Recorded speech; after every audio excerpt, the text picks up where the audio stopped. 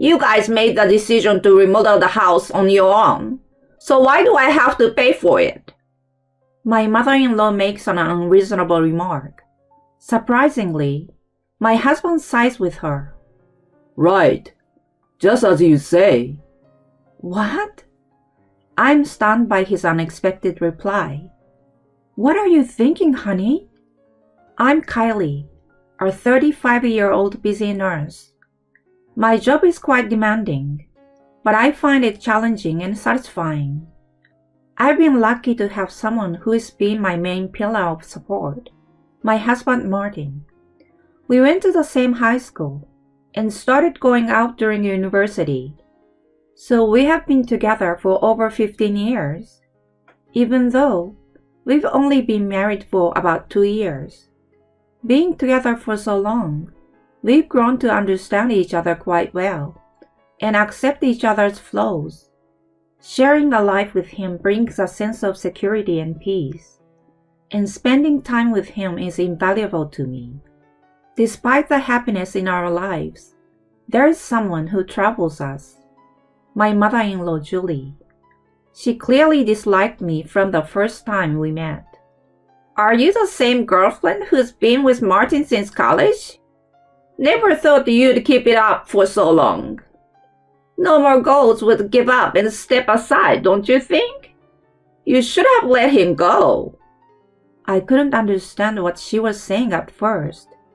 According to her, Martin proposed to me out of pity. She claimed he was reluctantly tying the knot because it would be awkward to break up after such a long relationship. I was shocked to hear such a thing from someone I met for the first time. Martin was furious at her and lectured her along with his father Dan. Mom, what the heck are you saying? Do you really think I'd marry out of pity?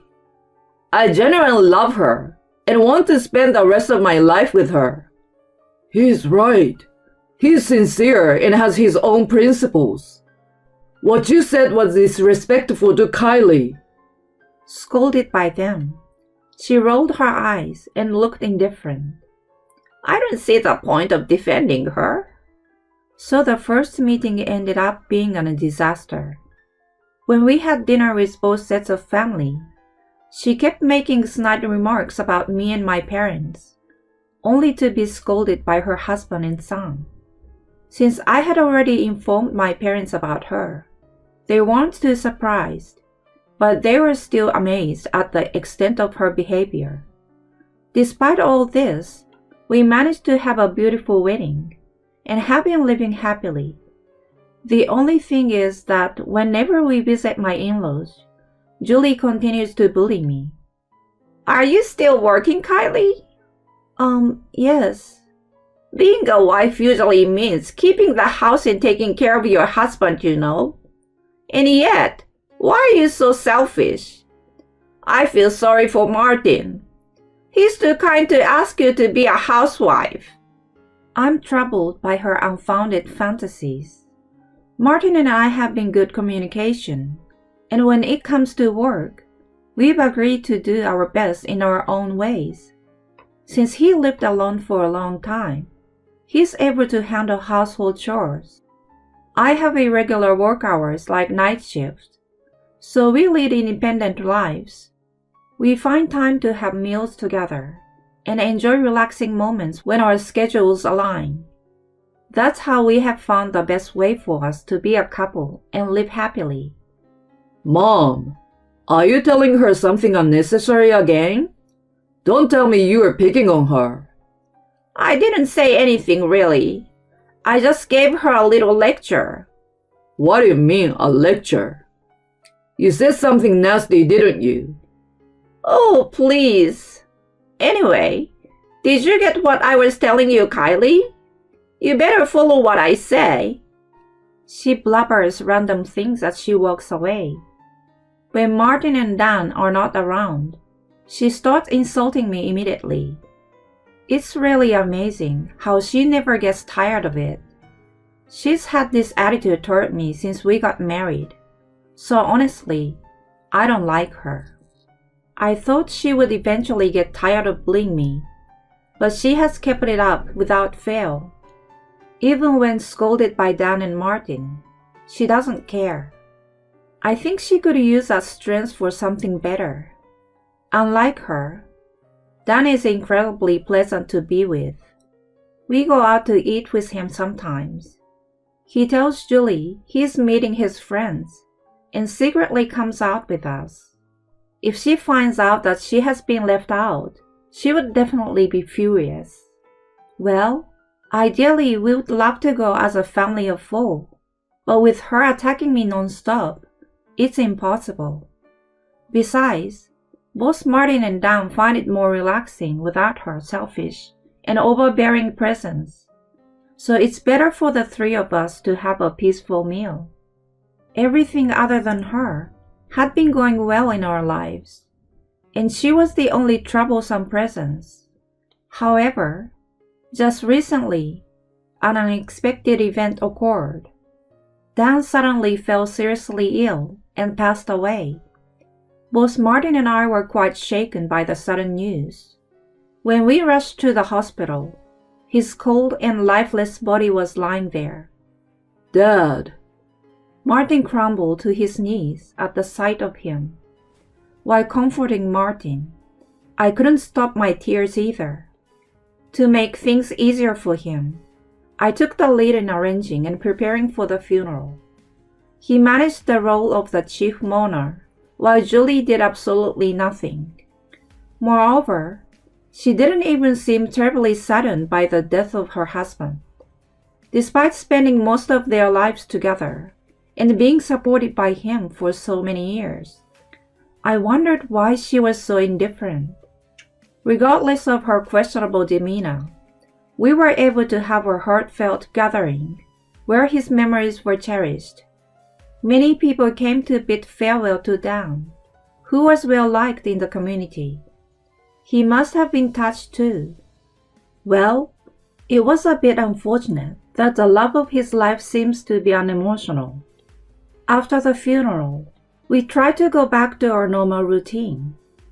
At first, it was difficult to pretend everything was okay, but eventually, I started to become more positive about life. Amidst all that, Julie showed up at our house unannounced. That had never happened once since we got married, so we were a little freaked out. What's up, Mom? Couldn't you give us a heads up before coming? I won't stay long. We reluctantly let her into the house. So what's the deal? Martin asked as I served drinks at the dining table.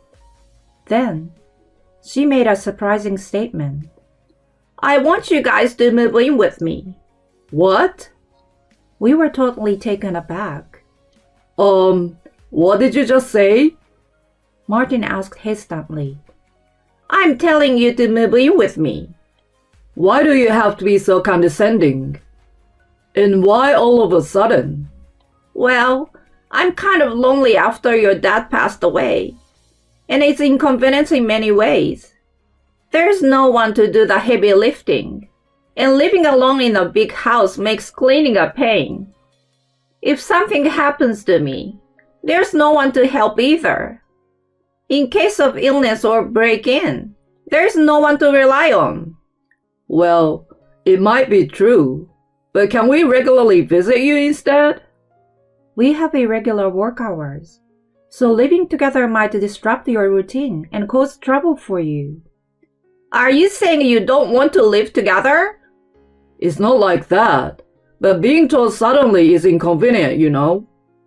We're currently in a rented apartment, and moving to your place would be too far from work. We desperately tried to convince her. As Martin said, being told to move in with her all of a sudden was troublesome. Honestly, her selfishness gave me headaches. No matter what we said, she insisted on staying until we agreed with her. I'm struggling and asking for help, so why won't you help me? Don't you have a heart? She started yelling at us. She had no idea that the more she got upset, the more we became distant. Having said that, we also knew If we continued to resist her, it would become even more troublesome. So we reluctantly agreed with her. She chirped, "Oh, finally! It took too long!" and walked out of our apartment satisfied. Just from that hour-long discussion with her, both of us were totally drained. Thinking about having to live with her was quite depressing. But once we'd accepted, there was nothing we could do about it. Even if we had refused her, we were sure she would have caused trouble one way or another. We tried to think that it was better to be close by and deal with her immediately. After that, we discussed various aspects of living together until we found a solution. We came to the conclusion of living in a duplex house. When I mentioned the dilemma to my parents, they suggested taking over their house. They were considering moving to the countryside for retirement and had been contemplating whether to renovate the house or rent it out. Since they said it would have been most appreciated if I inherited it, we decided to move into their house. Considering we'd probably have a hard time living with Julie in a single-family house, we thought about remodeling it into a duplex. Also, as I mentioned to her before, my work hours were irregular, so I was concerned about inconveniencing her with late night or early morning comings and goings and daily noises. So splitting the house into 2 separate residences seemed like the best idea. We explained all this to her at one point. "Are you okay with our plan?" Martin explained in detail, but she wasn't really listening. "Yeah, that's fine. So we can live in a proper house, right?" "Of course. We'll remodel it." "Then there's no problem." I got really worried if it was genuinely okay, but since she said it was fine, I had let it go. Then we proceeded with the construction. After a few months, the house was complete and we moved in. We were very impressed by the aesthetic. Even from the outside, it looked so clean and new, like it was just built from scratch. "It's amazing, isn't it?" The remodeling was definitely a good idea. We were just in awe of our new residence. Suddenly, we were pulled back to reality by Julie's scream. "What the heck is this? Why is it a duplex house?" We turned around to look at her, perplexed. She was glaring at us with a terrifying expression. "I never agreed to this. The entrances are even separated, so it's not living together." We sighed at her angry complaints. "Mom, I checked with you a few times, right? I explained in detail, and now you're complaining? I told you it would be a separate living because our lives are irregular and might cause inconvenience otherwise, right?" "Well, you might have said something like that, but I don't approve." "You did say it was fine. I've confirmed it with you multiple times. This is non-negotiable. Take it or leave it." Faced with Martin's firm stance, she couldn't retort and mumbled something. It seemed like she wasn't entirely convinced, but she reluctantly agreed and went inside her own house. We breathed a sigh of relief. It was really frustrating not knowing when she would explode. It was a good thing we went for a duplex. Even so, she continued to be a bother though. The doorbell rang repeatedly. It was undoubtedly her. What's up, Julie?" "I came to eat dinner." "Huh?" "I forgot to go to the supermarket." "It's still 7, so it's still open, you know." "Come on. If I go now and make dinner, it will be pretty late, right? I thought having yours would be better than nothing." Why did she have to say it like that? "What are you having?" "Beef stew, but..." "That sounds perfect. I will help you finish it rather than let it go to waste." She forced herself into the house. Then she plopped down on the sofa without hesitation and changed the TV channel on her own. I'm starving, so get it ready soon. Martin won't be home until 8, so I will be waiting until then. No way! I can't wait that long. Just prepare it for me first. She got upset like a child. I reluctantly prepared stew for her and set it on the table. She sat down and ate it while keeping her eyes on TV. As expected, there were no words of gratitude from her. She finished it in no time and then sat back on the sofa to watch TV. I sighed as I cleared her dishes. She was like an ill-mannered child. When Martin came back, he was surprised to find her in our living room. He was exasperated when I explained the situation. From then on, she ate dinner at our house almost every night. She practically treated our place as her own, and we started getting irritated with her attitude. What's more, she made us do everything while not lifting her finger herself. Not only house chores, but she didn't contribute a penny to that remodeling cost, even though we discussed splitting. Also, she ate at our house every day, but she didn't pitch in for groceries. When we finally asked her to contribute at least for her own food, she came up with nonsensical excuses, saying she was just letting us treat her and showed no intention of paying. While we were earning decently, with the remodeling cost and the daily growing food expenses, our expenditures had become quite high. So we had to confront her once again. Mom, it's time to pay up. What do I have to pay for? It was a promise, right? We agreed to split the remodeling cost. It's been a few months since we moved in, but you haven't paid a dime. When Martin pressed her, she got defensive. You guys made the decision on your own, right? So why do I need to pay? I didn't agree to a duplex house to begin with. She made unreasonable claims. Then, to my surprise, he sided with her. Yeah, you're right. What? I was stunned by his unexpected reply. Sorry, Mom. When he apologized, she put a smug look on her face. No worries, if you understand. Just be more careful from now on. I wasn't satisfied, but he grabbed my hand, and we left her house. Hey, what are you thinking? Back at our place, I questioned him. What if we sell this house?